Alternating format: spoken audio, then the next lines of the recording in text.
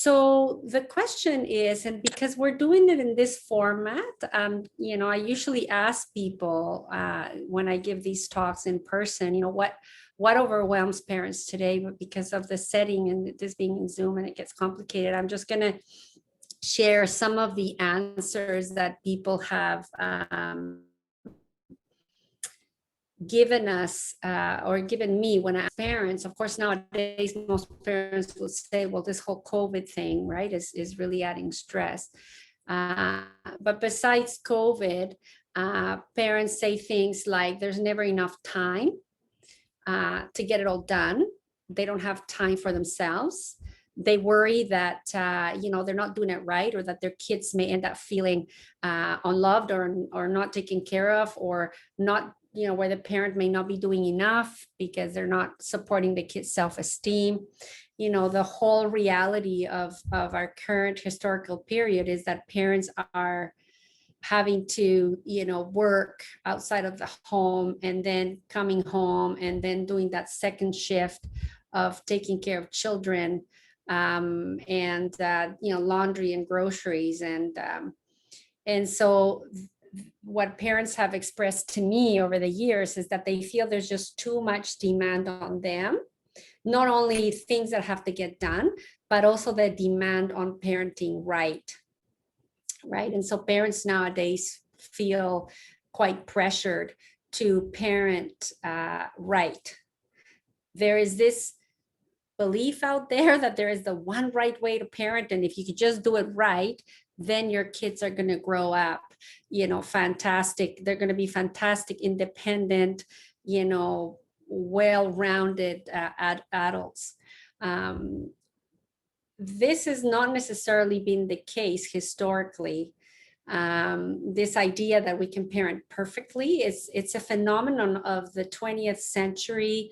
Around the 70s, 80s, people in my field, researchers in my field, started to do a lot of research on child development and so on and so forth, and spewing out to parents, that children need certain things to develop healthily.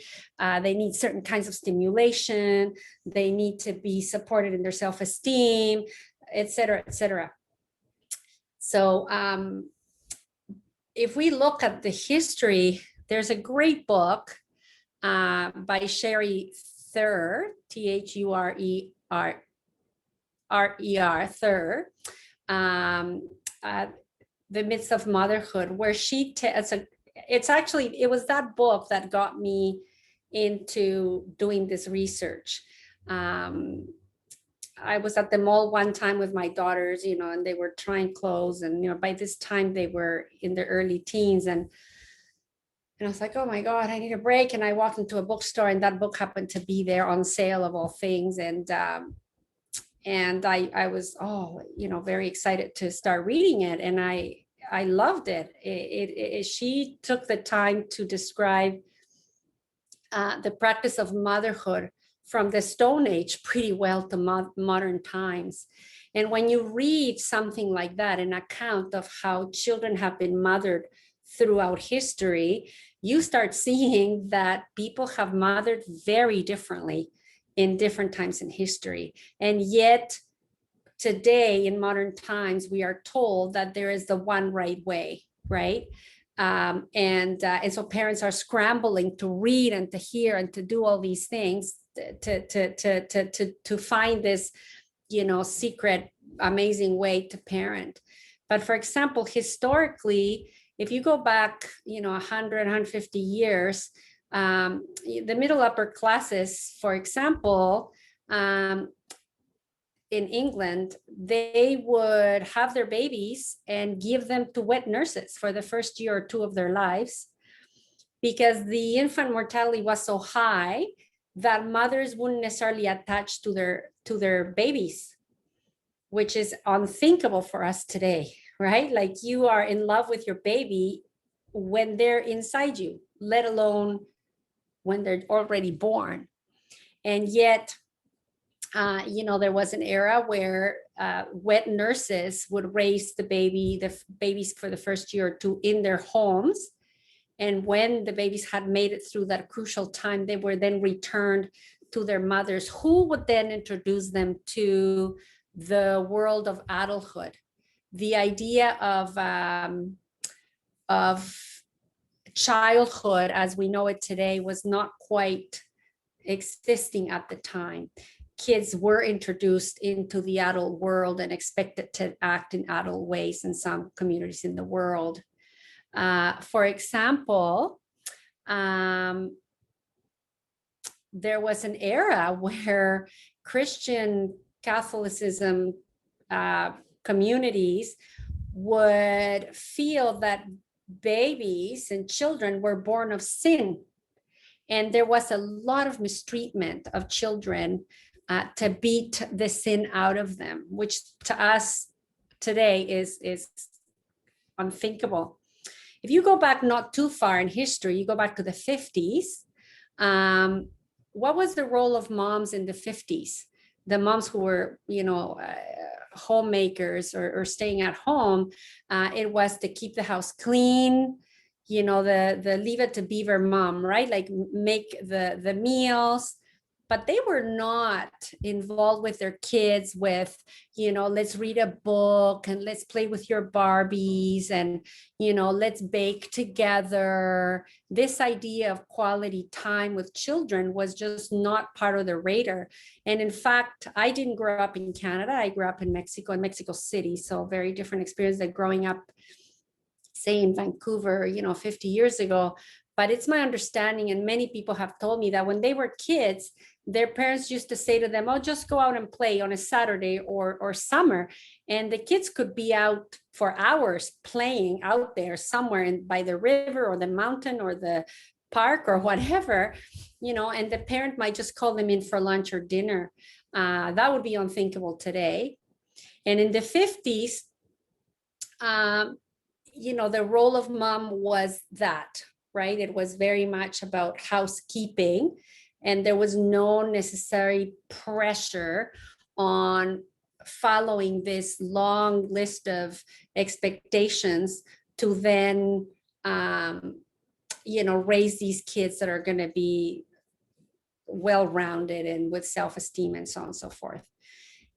By no means I'm saying that was the right, that was a wrong way to parent or the right way to parent or anything like that. What I'm wanting to say is that indeed there has been very different ways of parenting throughout history. And even today, if you were to travel to different cultures, you would also see how parenting is done very different in different cultures. Even today, if you go to Australia and you observe the Aboriginal people in Australia, you would see that, in smaller communities that still maintain some of their traditions, when children are born, they don't necessarily belong to just the mom and the dad where they were born. That children, they do have their main mom and dad, but that all the women in the community, for example, are considered aunties to these children. So children grow up with various adult attachments in comparison to the attachments in the current Western world, which is usually mom and dad. And if you get lucky, it might be, your grandma and grandpa that live down the street. If you look at, communities where I grew up in Mexico, for example, which is culturally different, it was similar. We didn't live in small communities. I grew up in Mexico City, but all of my mom's friends, she had very close friends that were not relatives. I consider them all my aunts and their husbands' uncles and their kids' cousins. So my extended family was very big, even though many of these people were not my relatives. So the point I'm trying to make, just to get us started, is that what you are being told today about the right way to parent that's creating so much anxiety is not necessarily accurate. And Shari Thur, in that book I mentioned earlier, when she starts talking about the 21st century, and she starts describing Freud, for example, and most of you've heard of Sigmund Freud, who was sort of the father of psychotherapy.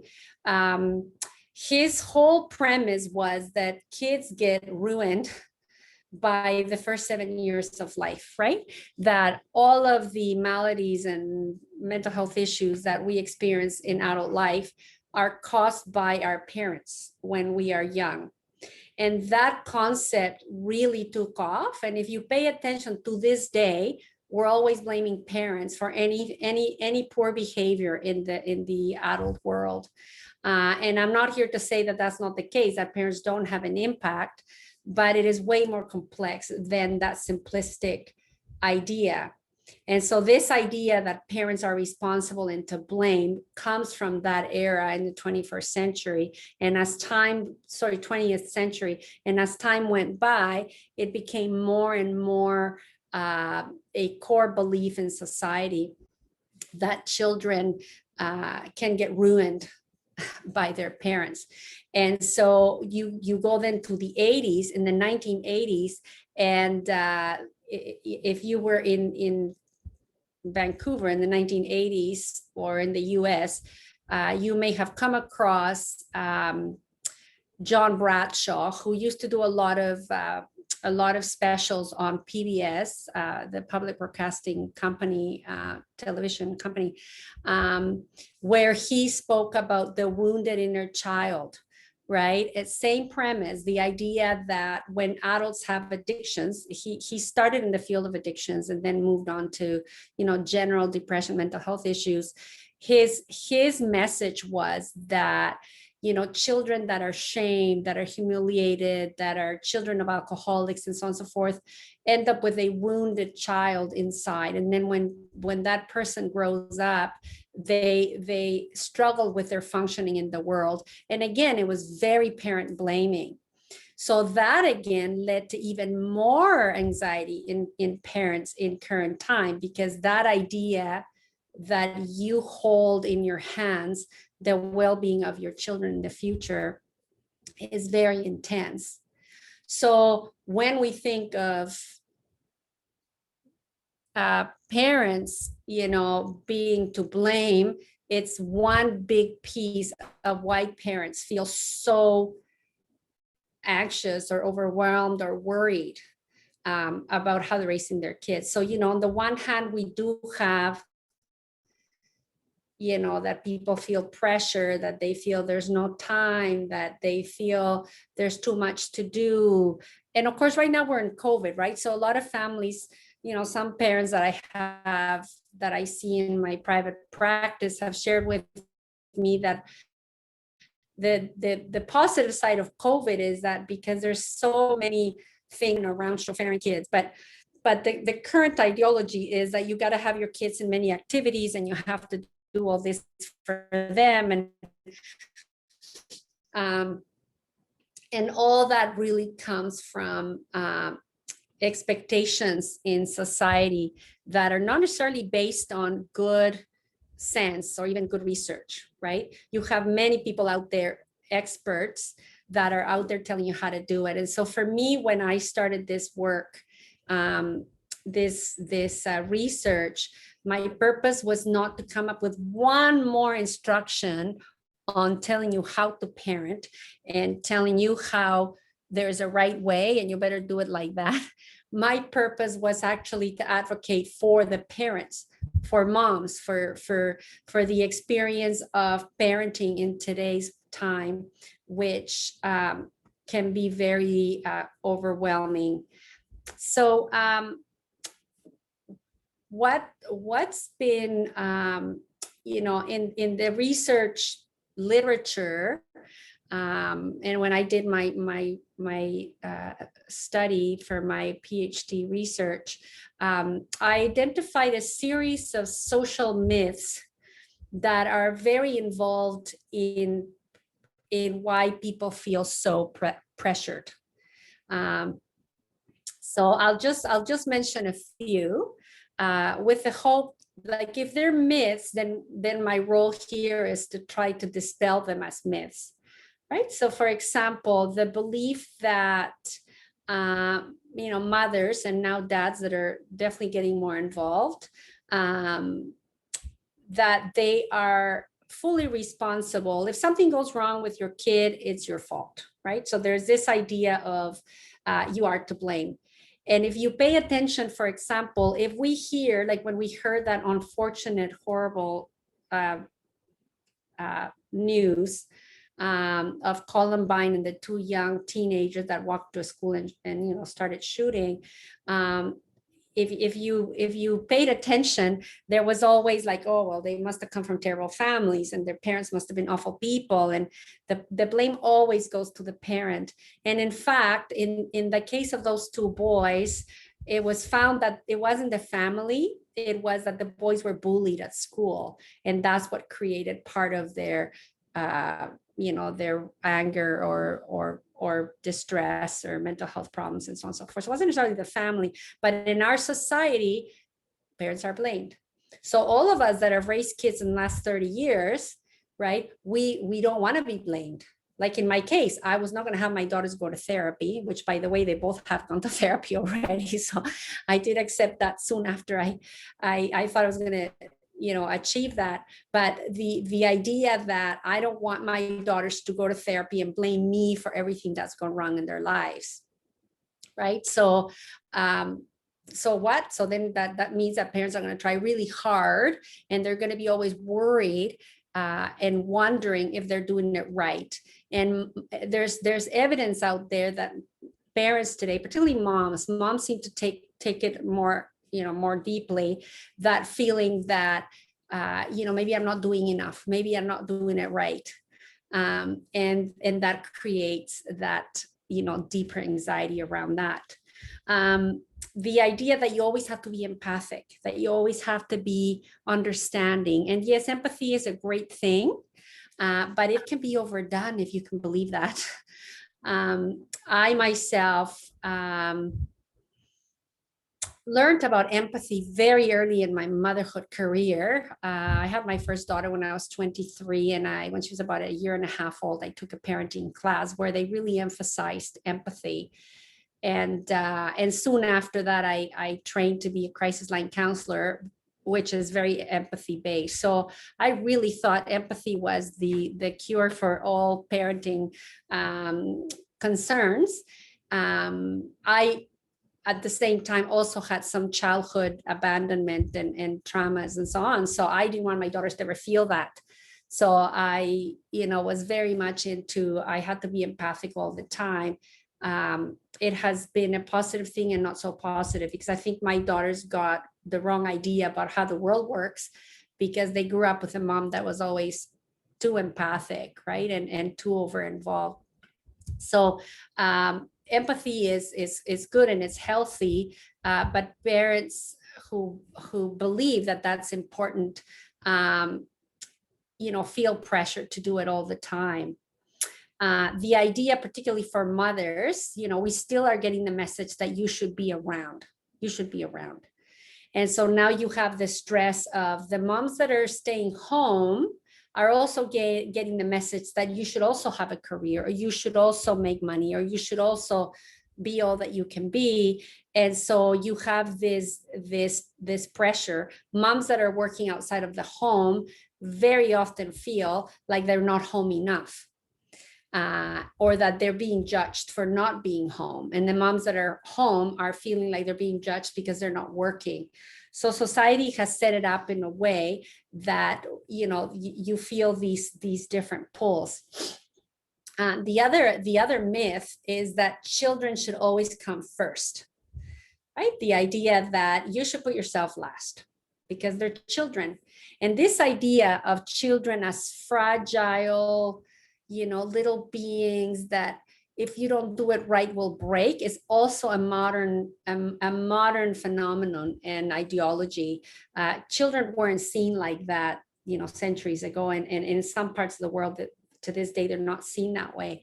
I do know that children are vulnerable, of course. I'm not saying like who cares, but what I'm saying is that the belief that children are fragile is very is very big nowadays, and it is leading parents to really feel like if they don't do it right, they're going to mess up their kids. And in fact, children are human beings generally are very resilient, right? So I mean, the line is drawn in on on abuse, right? So of course, abusing kids by beating them up or locking them up or swearing at them or calling them names or putting them down, or yeah, that for sure will have a negative impact, right? So when the line of abuse is not crossed, right, the range of mothering practices and ways to parent is very diverse, and can be very supportive of children without having to do, so, or going through it with so much pressure. The other one that I think is huge, and I really want to spend a little bit of time on it, is this concept of attachment. So in the 20th century, we have John Bowlby, who was a psychologist, who was the first one to really focus strongly on this concept of attachment. And, the attachment between a parent and child. Of course, at the time, culturally, the idea was that mothers are the ones that have to attach, right? Like the whole burden was placed on mothers. I mean, today we know that the more adults that attach with children, the better it is for the child. But this idea of attachment being extremely crucial. And I mean, many of you, when you had children, you were told that, you gotta, the lights have to be dim when this baby's born, and you got to do the skin to skin right away. And so that idea that you have to attach to your child and attach properly and have a secure attachment is really fed into our consciousness around parenting today. And yes, it is very true that human beings do better when they have attachments in any culture. Now, the problem with that is that attachment in the last few decades has been confused with sacrifice. And that's where it's become problematic, because parents feel like their children will only feel loved and develop that strong attachment if they are if you give all of you to the child, right? And so attachment, really, what is attachment, right? Is when a child knows that they are loved, that they are protected, that you've got their backs, that you are there for them, that they can trust you, right? That they can play and you'll be watching, making sure that they don't get taken. So that's very different than the way that parents have, particularly moms, have identified or interpreted what attachment is. And so what's happened in modern times is that moms are sacrificing their own well-being, their own time, their own health, their own sleep, because they have to provide this sacrifice for their kids. And I think that's another reason why parents, and particularly moms today, feel very pressured and very overwhelmed. So you can attach, like I'll give a personal example. For example, I was born, raised in Mexico, but I lived in Canada for 38 years. My daughters were born, raised there. My oldest daughter met a Mexican in my mom's hometown, ended up getting married and moving here, where I am with, I'm with her right now. And so she had these babies, and I don't live here. I live in Vancouver, and I'm there most of the year. I did visit 3 times a year. She'd come, once or twice a year. So we saw each other often, but I didn't live in the same town and didn't see those kids every day. And yet they've never forgotten me when they don't see me. And of course, nowadays we have technology, and they're very good with a FaceTime call or a video conference call. But I've been able to develop a very strong attachment to those boys without living with them in the same city. And so the point I'm trying to make is that you don't have to be 24/7 with someone to develop a strong bond and attachment where they know you've got their back and they know you love them and they know you are there for them. So this concept of attachment is important, but I think the way that people in my field, experts and, some famous pediatricians, like the Sears couple or Dr. Spock, they've taken that information and put it out in such a way that parents feel, and particularly moms feel, like they have to, give every cell of themselves to their kids, because that's how the kids will feel like you care and that you're attached. So that's another reason why I think there's this unprecedented level of anxiety. The other thing that is part of this ideology, this discourse of motherhood, is the idea that you must consult experts at all times, right? And that, again, is a modern belief. Like, if you look back in history or in many cultures, people are not consulting experts because there's no experts, right? It's the community, it's the elders, it's what's passed down through generations, it's intuition. It's gone too much the other way, so that many parents feel insecure in how to parent because they're afraid to do it wrong. So then they're consulting experts. Now, the problem with experts is that sometimes the experts don't agree, right? Some experts say to you, oh, let the baby cry. It's okay. They'll be fine. And other experts say, no, don't let the baby cry to learn to go to sleep, because that's traumatizing. And now what do you do with that? Do you let kids sleep? Don't you let, right? And so that kind of information where you're being told by some experts do this and the other ones experts do that, leave parents really feeling like they're never sure that what they're doing will work well for their kids. Now, in the West, right? So in Western cultures, you also get the message that attachment is important, but don't go and attach too much, because then you're going to make them dependent, right? So then it's like, okay, well, how much attachment is enough attachment, right? The fear that, oh, you don't want to raise a mama's boy, so, don't overdo it. But if you don't do enough, then that poor child's going to grow up without self-esteem, and they're going to have poor relationships. They may even develop depression. So you better, it's like, oh my goodness, like, what the heck, right?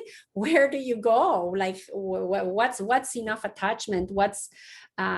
So a lot of these messages, right? These myths that are contained in what we call the discourse of motherhood, which is the current ideology of the perfect parent, perfect mother.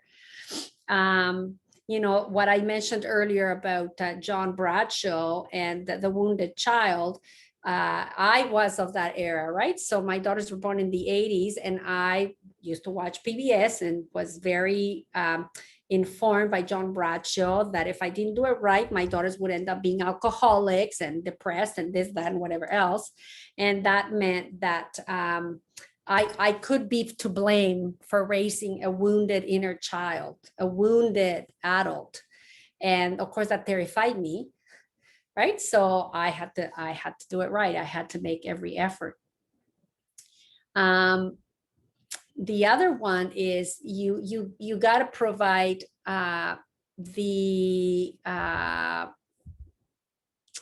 you have to provide the right amount of stimulation, right? So you have to read to them. Of course, in the womb, you got to play classical music to them. You have to play with them. And one thing for me was, I don't know about you all that are listening to me, but when my daughters were little, I didn't like playing. I didn't like, like they liked, going to the park or playing whatever. And I didn't like playing. And I thought at one point, well, where in the job description of mother does it say playmate? Right? So this idea that you have to do the quality time, you have to play with them. My mom, who was a very loving mom, and I feel very fortunate to have had a mom like I did, she had to play with me. I don't remember mom ever sitting down playing with me. I got a lot of hugs and a lot of, little loving nicknames that she used to give me. And, I was the only girl, so I was the one that got to go with her to the store or to visit my aunties or whatever. But she never played with me. And yet parents today feel they got to do all that, right? You got to do the quality time. You got to play. I've had people in my private practice who say to me, I can't even have a shower. And I'm thinking, like, why can't you have a shower? Because I'm with a baby. Right. And so that comes from the idea that you must be with the baby all the time. The idea of putting the baby in the crib for 15 minutes while you have a shower, or 10 minutes, it's like, no, the baby needs me. Right. And I think that fear of leaving the baby for a few minutes, even the baby cries, is terrifying, because what if I screw this baby up and they'll have the wounded inner child and they'll need therapy and they'll be depressed and but I have to tell you, I've never had somebody come into my office for counseling saying, I feel terrible because my mom, put me in my playpen while she had a shower. Right. And yet these messages that I'm talking about that parents get nowadays, add up to this fear that if you don't do it right, you're going to mess them up. And of course, when we buy into these beliefs, they lead to a lot of guilt, because there's no way you can do this and do it all and do it right. At some point, you end up feeling like you did not measure up on this point or that point, or this expectation or that expectation. And something I mentioned a few minutes ago that I'd like to emphasize again is this belief that children are fragile, which is also part of the modern ideology, because children were not seen that way in past centuries. In no way am I saying that kids are whatever, it doesn't matter what happens to them. No. Kids can get wounded and they can get hurt if they have traumatic experiences. But they're not as fragile as we've been led to believe by all these experts that tell us that we have to do all these things. You have to attach, you have to stimulate, you have to be there all the time. You better be patient, you better not raise your voice, you better, serve them nutritious meals, you better, give them the right toys, you better do whatever you can to give them the proper self-esteem. You better do homework with them, you better make sure they have play dates. The list is so long that the message is, if you don't do all that, your kid's going to get messed up. And what's very important to note here is that what your kids will turn out to be is so complex, right, that it's very hard to predict.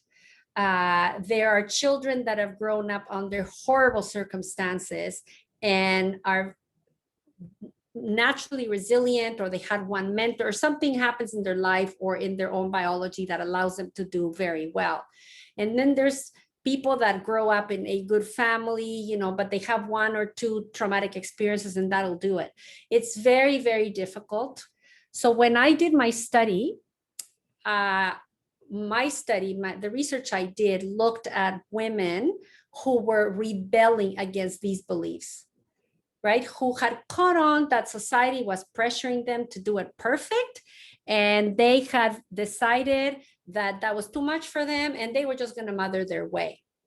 And so I did a series of very in-depth interviews with these women. And one thing that was fascinating was that because they had caught on and they were questioning these myths, and they had decided that that was BS and they were just going to mother their way, the majority of them did not feel guilt. They have realized that they were one important influence on their kids' lives, but not all the influences. And they had accepted that there was going to be other influences in their kids' lives. And of course, they were going to be involved and, try to support their kids through their exposure to other influences. But I asked the question directly to them: what percentage do you believe you are when it comes to your kids? And none of them said more than 30% or 40%. Because they knew that, temperament, personality, their their dad, their extended family, the teachers, their peers, culture. There's so many things that influence. But what's scary about parents to acknowledge that is that then you get even more anxious, because you think, oh my God, if I'm only a small percentage of influence, then oh my God, this is going to go wrong because I don't have control over all of it, right? But that is the whole point I'm trying to make, that you really don't. You do have a lot of power over your kids, in the sense of the love and the values that you give them and the sense of safety. But that is not the same as sacrificing all of yourself, all of your time, all of your energy, all of your life for them. Those two things are two different things. So those are some of the myths that are contained in this belief nowadays, right? That you can do it perfect. And so I think parents are really, particularly moms, are really striving to do things perfect. But here's, I'm assuming that most of the people that are listening are parents and moms. If you have more than one kid, or if you have, one kid and nieces and nephews, you will realize that kids come different, right? That they have a particular temperament, and the way we define temperament is it's almost like the filter or lens with which you interpret your experience. And so different children come with different temperaments and different ways of interacting with the world. And that's outside of your hands. That's just the way we're each born, with what comes to us. And then how are we going to interact? So those of us who've had more than one kid, or if you had siblings and you only have one kid or whatever, you will see that the same parenting approach doesn't work with every kid, right? So when experts tell you do this, do that, it won't work with every kid. And if you have a child that is like my first daughter, who was like amazingly easy, she slept through the night at 4 weeks. She would poop at the same time every night. I was breastfeeding her, but she was on a schedule with her breastfeeding. I mean, wow, like, when she was a teenager, she would call me from the party just to check in, which, who does that? So she made me look pretty darn good, because, you have a kid that is very reliable and blah, blah, blah. Then, like, wow, what a great mom. My kid sleeps through the night 4 weeks, nothing to do with me. My second one, on the other hand, was not necessarily a difficult kid either, but she was much more emotional. We'd be in the car halfway to the school, and she'd look down and say, oh, I forgot my shoes. Whereas my older one would be dressed, ready with her backpack 15 minutes before she had to go to school at the door. So kids come different, and depending on the child, you can be a great parent, or you may look like a frustrated parent, and it's not all on you. So actually, I acknowledged this when I was doing my PhD in a presentation I gave at the time, that it's a reciprocal interaction. Up till that time, if you read a lot of the literature, it was more like the parent feeds, behavior towards a child, but it wasn't acknowledged that the child can also trigger, the way that they're going to be parented. And so I think it's important to also acknowledge that each child will draw different things out of you. That is not all on you. There is something to be said in relation to the child's personality or temperament or how they behave, that can really, get you to pull your hair out or make you feel like, parenting is so easy. So I'm going to move on now to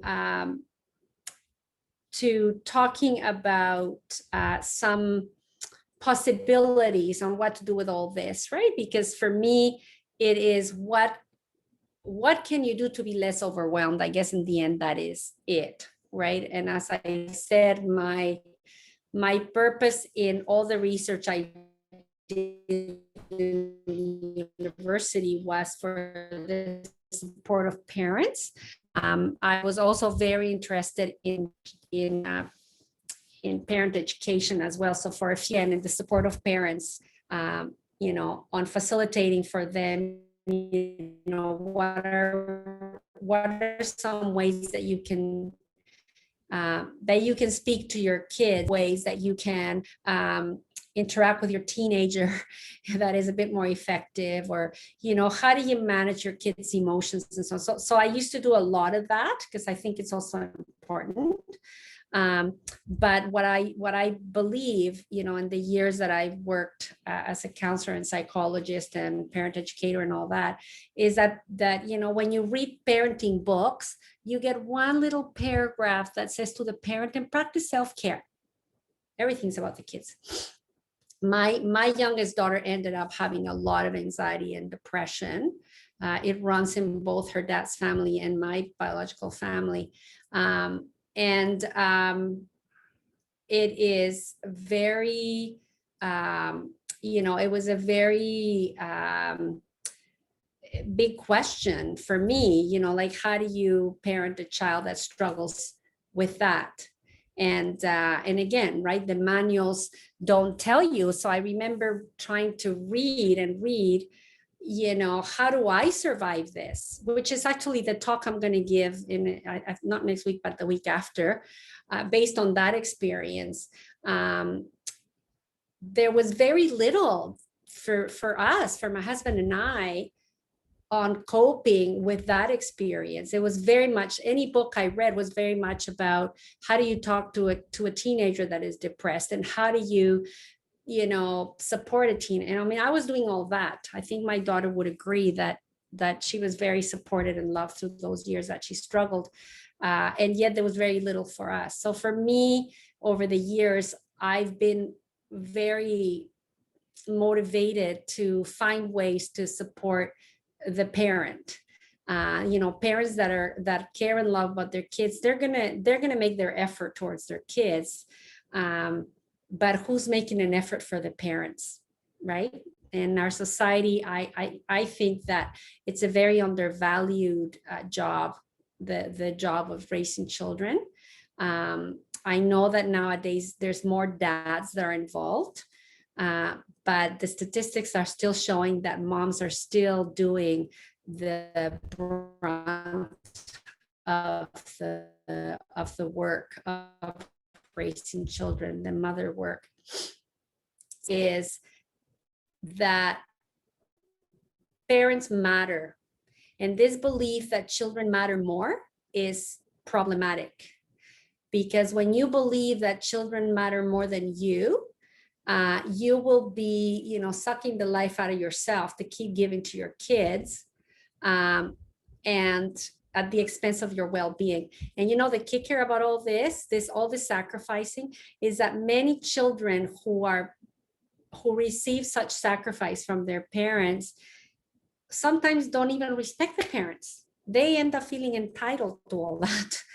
So, respecting yourself will teach your kids to also respect you. And I don't mean just from the perspective of them not swearing at you, but, really honoring the fact that you have needs and that you are a human being, that you also have your struggles. So I say to families, when I've done these presentations in person, I've said, how many of you take time once a week, if you have a partner, to have just time, the two of you? And, I'll have an audience of 100 people and I get 1 or 2 people raising their hands. And then I said, well, how many of you do it twice a month? And I may get 2 more hands. Then I'm at 6 months and I may get a few more hands. And then some people say, well, we never do it because we're always working and we feel guilty to leave our kids. And so we spend all our free time with our kids. And I'm sure you've heard this metaphor I'm just gonna mention, but I want to really emphasize that parenting needs to be coming from the perspective of what you're told on an airplane. If the masks come down, you got to put on your mask first and then assist your children. Why is that? Because if you put the mask on them first and you don't have oxygen, you're going to face a powerful metaphor to think of it like that, right? To say, how do I make myself matter here? And, I'm not going to tell you this is not a talk about go have a bath and meditate every day, which of course it's not a bad idea, but it is about an attitude of I also matter. You kids matter, but I also matter. And if you were to have the same commitment to yourself about mattering, you would then have the motivation to do things that would include that, include yourself in the people in your family that need to be attended to. I've already mentioned that love is not the same as sacrifice. Attachment is not the same as sacrifice. Sacrifice is when you're giving out more than is in your tank, right?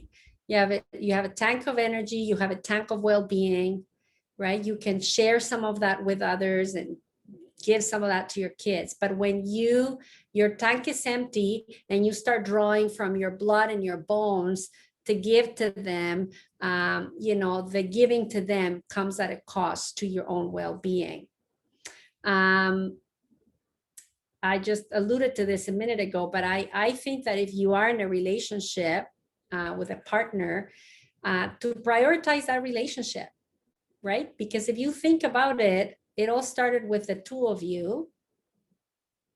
So you both liked each other, fell in love, decided to stay together, to be together, to get married or to pair up. And then now you're at the bottom of the priority list because everything else takes priority. And I have to tell you, I've given counseling to a lot of couples, and that always ends up being one of the top 2 or 3 issues in their relationship, that they've completely neglected it. Now, if you want to parent and give your children the best experience possible, I can tell you that if you invest in your partner relationship and there is contentment and happiness there, and you're investing in yourself and your partner's investing in themselves, and you're well, even if it means fewer hours with your kids, your kids are going to do better than if you give up everything else in the name of let's give to the kids. The other one is the questioning the societal expectations that you've bought into. The women that I interviewed in my study who were questioning and were not buying into these expectations, one thing that came out of my study was that these women said that by doing that, they felt empowered. And a lot of parents today feel disempowered because they feel pressured to do it perfect. And they often feel they're not doing it perfect, which means they feel deficient or they feel that they're not good enough. And that starts eating at them. The women that I interviewed for this study really felt a sense of empowerment. They felt like they were, questioning and rebelling against expectations on them that didn't make sense to them or felt like too much. For example, one of the moms had a baby and an elementary school child. So when I went to her house to interview her, the elementary school boy was at school and she had her baby there with her. The baby was, 10 months old or whatever. And she said, I need to take care of me. I need to matter. So sometimes I want to paint my nails and I put the baby in her crib. And sometimes she's happy, sometimes she cries for a little bit, and I let her cry for, a few minutes because I want to paint my nails. If a mother was out there telling that story, whoa, my God, the world will say, oh my God, what a neglectful mother, what a mean mother, whatever. But when you get to meet, you got to meet these women that were making themselves count, which was one of the findings of the study, they were happier moms. They had more to give because they were taking the few minutes to paint their nails. Another one they interviewed was a young mom, a single mom with twin toddlers. And she said, she was going to school. She had gotten herself into college and she wanted to do something about herself. And she had, she was going to school. She had the toddlers. But she said to me, I'm only 23. So when Saturday comes around, I get a sitter and I go out and I'm a 23-year-old. I get to dance and to have fun. And then on Sunday morning, I feel re-energized to be a mom again, right? And so this idea of counting and being important to yourself makes a big difference in how you can manage your life and your well-being.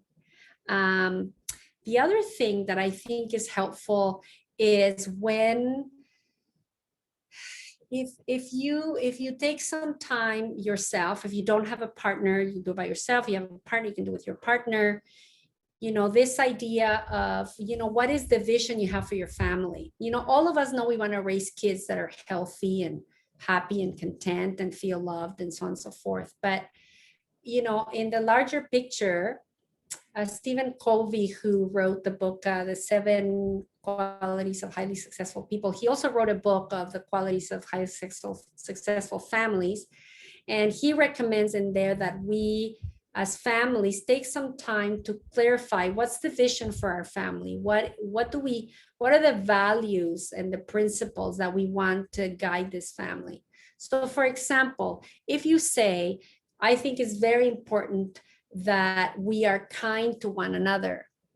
Well, that kindness needs to be something that you offer yourself as well. So you're not only going to be kind to them, you're going to be kind to yourself. If you say respect, which most families would put on their list, right? You would say respect for everybody and respect for myself. So when you start including yourself in those principles, you then weigh each situation, right?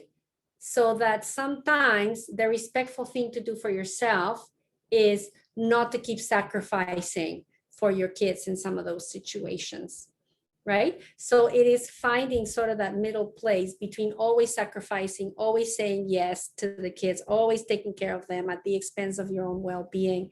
So that exercise of sitting down and exploring what is your vision and the values and principles that you want not only to instill in your kids, which absolutely is also good, but that you want your family to live by. And once those are clear, you make sure that you apply those to yourself. And that's one way to maintain balance between doing for others, but also making sure that you do for yourself.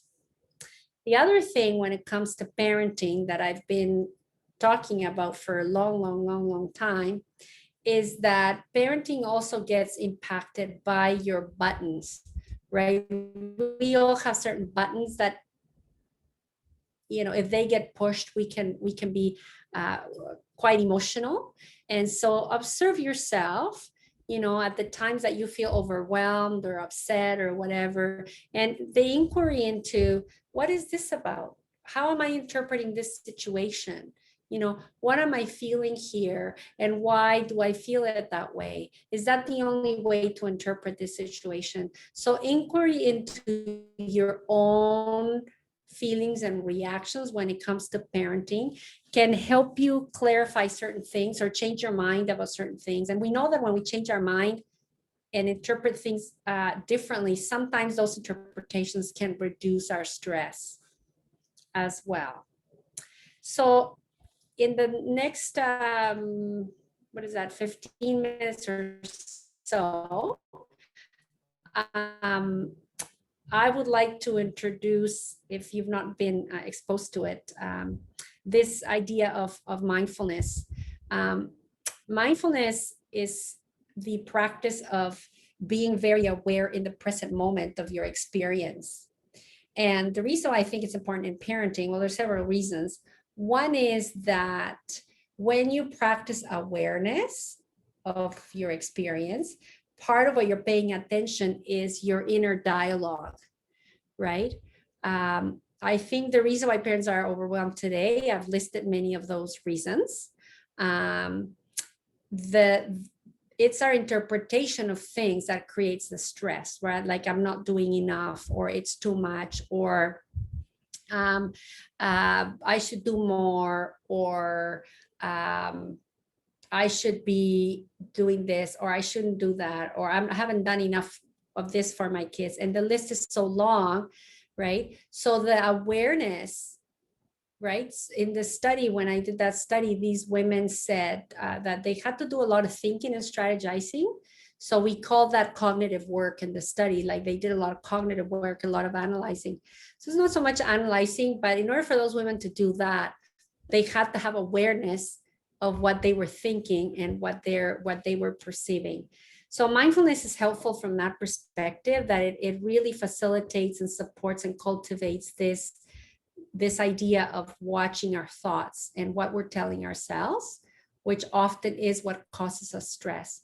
So for example, when I was doing the study for my master's degree, I interviewed a woman who said, oh, every night, and her kids were elementary school age, she says, oh, we talk feelings every night. Every night before they go to bed, I tuck them in and we have a conversation about feelings, because I don't want them to go to I don't want them to go to bed upset ever. And I thought, oh my God, I've never done that. Oh no, right? So my interpretation of her story was, oh, that must mean I'm deficient, right? And as soon as I thought that must mean I'm deficient, then of course that created stress and upset for me. And so that's what I mean about having awareness of how you're interpreting things. Once you have the awareness, oh, this is what I'm telling myself, or this is how I'm interpreting, that gives you then an opportunity to inquire into that and say, is this the only way to interpret that? Right? That I am not as great a mom because I haven't done a conversation about feelings before I tuck my girls in. And of course the answer is no. I am still a good mom if I haven't done that practice. I do this other one, right? So I think that really practicing awareness of what you're telling yourself and how you go about thinking can have an impact. The other thing is that mindfulness is an opportunity to regulate ourselves.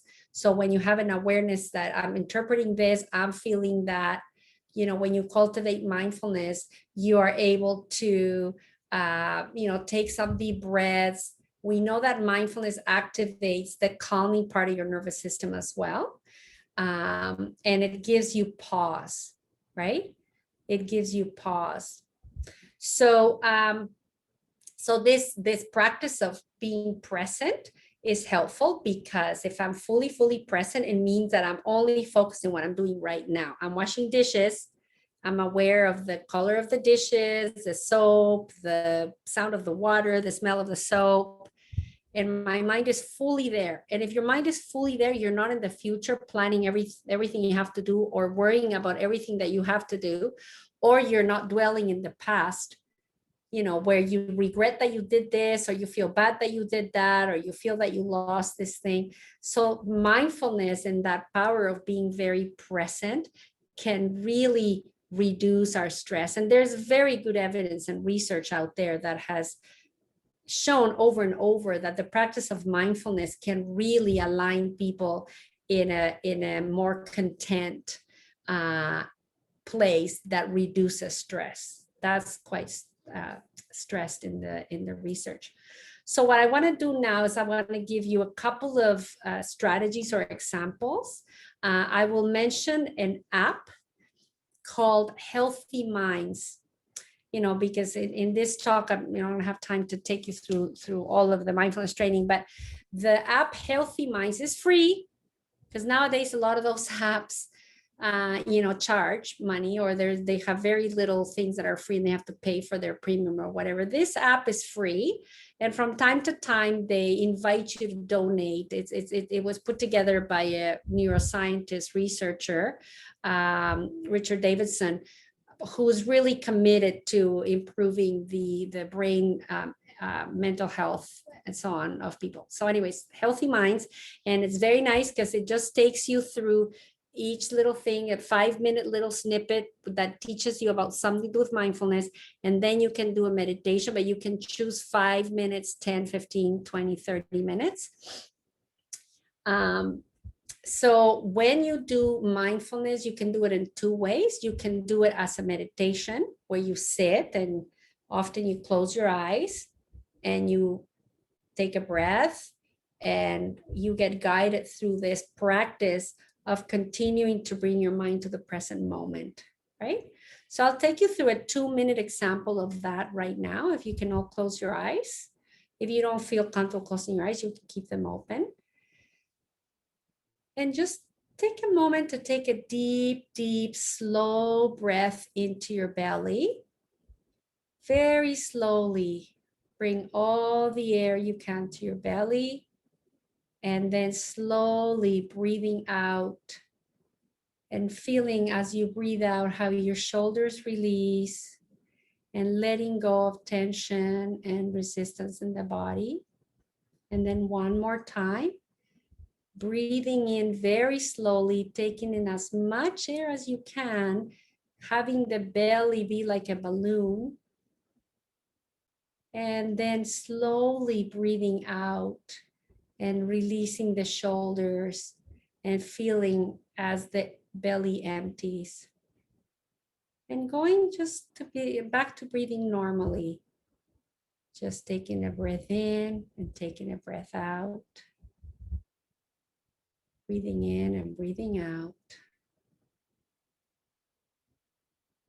And so the instruction here is to just follow the sensations of breathing.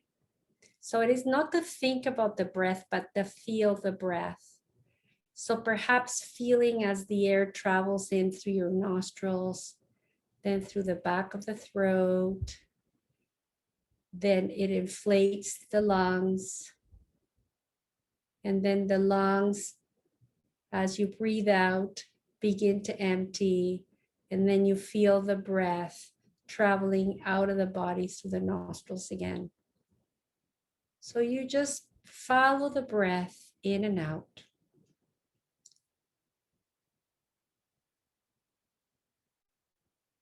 What you will find from time to time is that the breath gets lost because your mind travels into different thoughts. And this is absolutely normal. It happens even to meditators that meditate for years. The practice is mindful awareness. So when your mind has wandered off into thoughts, and then you realize you're no longer focusing on the breath, you take a moment to notice, what was the mind up to? Was it planning? Was it worrying? Was it dreading? Was it ruminating? You just take a second to notice what it was doing, and then gently bring it back to the breath. And again, just follow the sensations of breathing in and out. In and out. The mind may wander off several times in one sitting. And that's okay. The practice is to catch it and not indulge the thoughts. Just take a moment to note what it was doing and then gently come back. So you can open your eyes now. So that was an introduction, very, very brief introduction to mindfulness meditation. As I said, that app, Healthy Minds, is fantastic. It's introductory, but it works from the premise of brain plasticity. So the researchers that put it together are basing the teachings of mindfulness in that app on the science that has shown that the brain will change. So you're feeling stressed and overwhelmed. I've talked about a few things related to the myths and so on and so forth, but at a deep human level, this practice of mindfulness can really help to center us. The deep belly breaths that I did at the beginning have been shown to wake up the part of your nervous system that is calming, the rest and digest part of the nervous system. So anytime that you're feeling overwhelmed, if you take 3 or 4 of those deep, slow belly breaths, your nervous system will enter a state of more calm.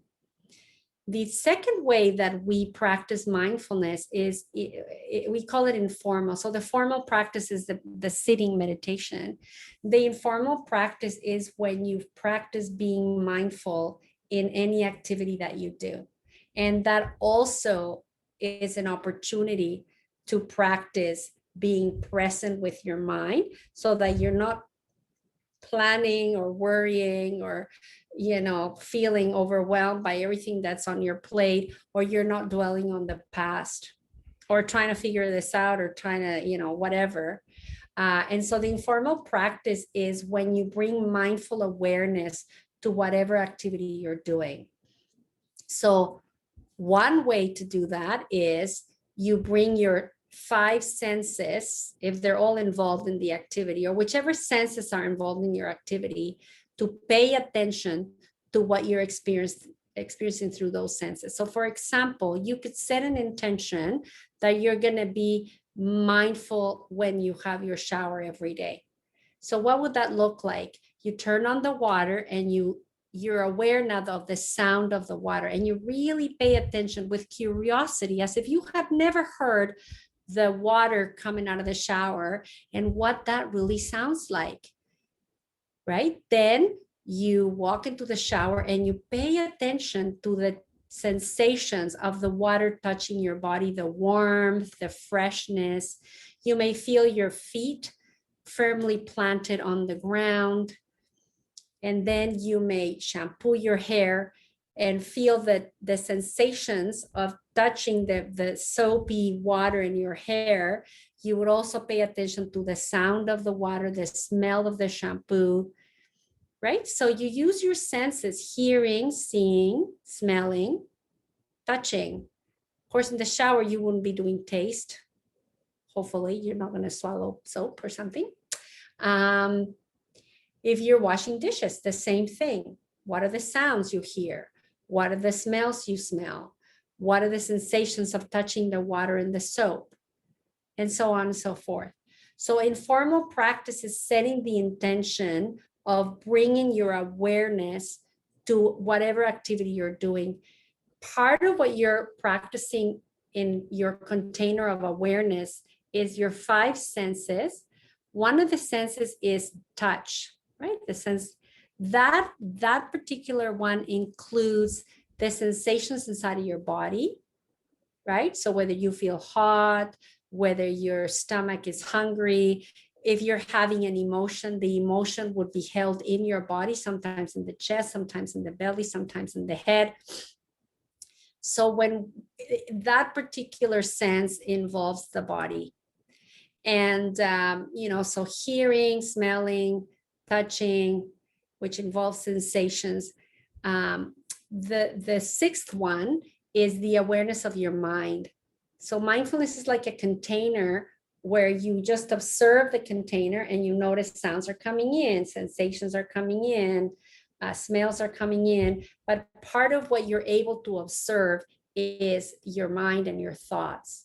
So as you're washing your dishes, if your mind wanders off, when you realize you're no longer paying attention to the washing of the dishes, then you catch on to, oh, there's my mind planning what I'm going to do tomorrow, or worrying about the emails that I have to send. And that's all you have to do. Just notice that and then coming back. So we know from neuroscience that practice of presence, when you cultivate it, you begin to see things differently. And mindfulness has also been known as insight meditation, because by observing the mind and observing yourself, you begin to shift how you see things. And of course, often the shift on how you see things shifts in the direction of more calm and freedom from suffering. And the last one, I have 1 minute that I wanted to recommend or to offer, is this practice of mindful self-compassion. When you are feeling overwhelmed, or you feel like everybody needs a piece of you, right? To take a few moments to take, say, 3 of those deep belly breaths, putting your hand on your chest and saying to yourself, I am suffering right now. I'm feeling overwhelmed, or I'm feeling alone, or I'm feeling sad, or I'm feeling hurt. And this is heavy. This is difficult for me right now. In the practice of self-compassion, we also acknowledge that just as I am suffering right now, I know there's many others in the world that are suffering along with me, right? And so in doing that, we dissolve our suffering as only ours and connect with the suffering of others. And the third thing we do in this offering of self-compassion is to say, what can I do for myself right now that is gentle and loving? What would be the compassionate thing I could do for myself? And it may be that I reassure myself, it's okay, things will be okay. Or it may be that I say, I'm going to make a tea and curl with a blanket and a book. Or maybe what I need to do for myself that is compassionate is to call a friend, right? The practice of self-compassion, again, neuroscientists are finding that it does rewire your brain for more happiness, contentment. And when you engage in the practice of self-compassion, you also activate the parasympathetic part of your nervous system, which is the calming part of your nervous system. So I structure the talk and giving you information as to, what's behind the scenes in our beliefs as parents that lead us to feel like we have to do everything and do it perfect and that we don't count and so on. And then I spoke about how to tackle that piece, sort of at a practical level. And then, more of an internal practice to find inner peace. The practice of mindfulness, as I said, is very well researched. And when people practice it enough, we do find more inner peace, which would be opposite to feeling overwhelmed. So we have a few minutes left. And we have our facilitator here from the BC Psychological Association, who will be able to read any questions that you may have.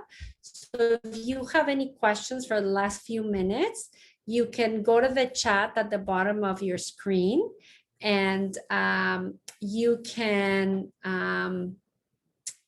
type your question, and he will read it out loud, and then I'll be answering it. So if you would be willing or happy to ask any questions, I'm here to answer any of them or any comments. Maybe not a question, maybe you have a comment. So please just type it. You just tap on chat, and we'll answer them. Okay. Nicole says, thank you for the presentation. The history portion of your presentation was quite insightful. Oh, you're very welcome. I actually wrote a book called Through the Maze of Motherhood, Empowered Mothers Speak. It's by me, Erika Horwitz, the paper copy. So if you're interested in reading a bit more about that or the study or what I found or some ideas, you're welcome to get that. Yeah, and so Brianna was asking about the name of the book that you mentioned, and also if you had any other suggestions. Yes, so the book that I mentioned on the history of motherhood, which is, to me, it was like amazing.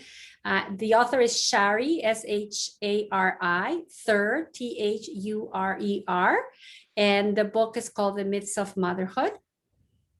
And then, of course, my book, which I don't make any money from the book, so I just tell you in case you want to read it. Authors don't make a lot of money from books. It's called Through the Maze of Motherhood, Empowered Mothers Speak. Yeah, so those are two books that I can think of. I mean, my book will summarize a lot of what I said and obviously more, if you're interested in that kind of topic.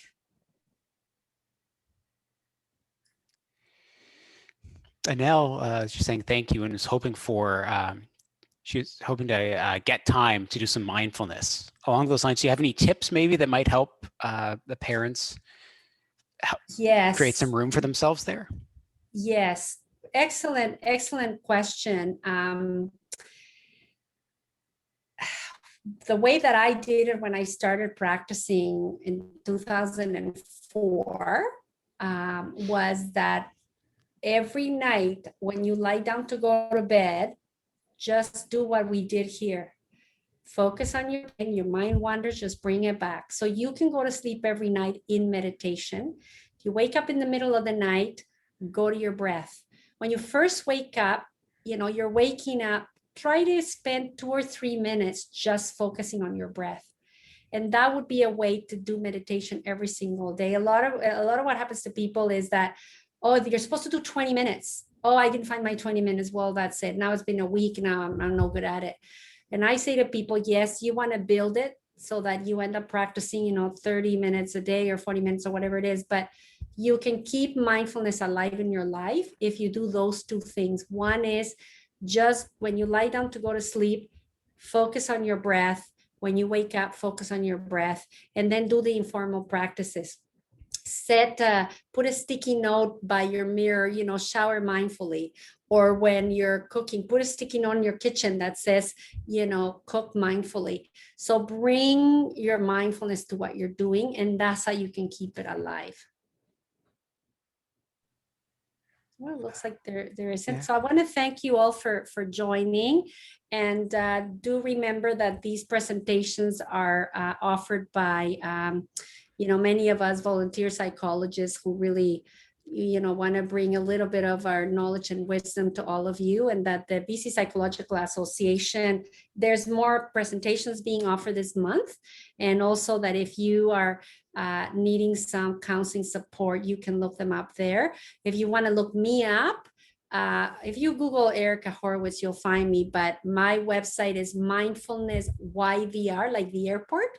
So mindfulnessyvr.com.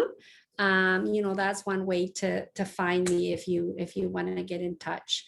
Thank you so much for taking the time in the midst of of parenting and everything that you do. And thank you for listening and for all your thank yous. It's always my pleasure supporting moms and parents.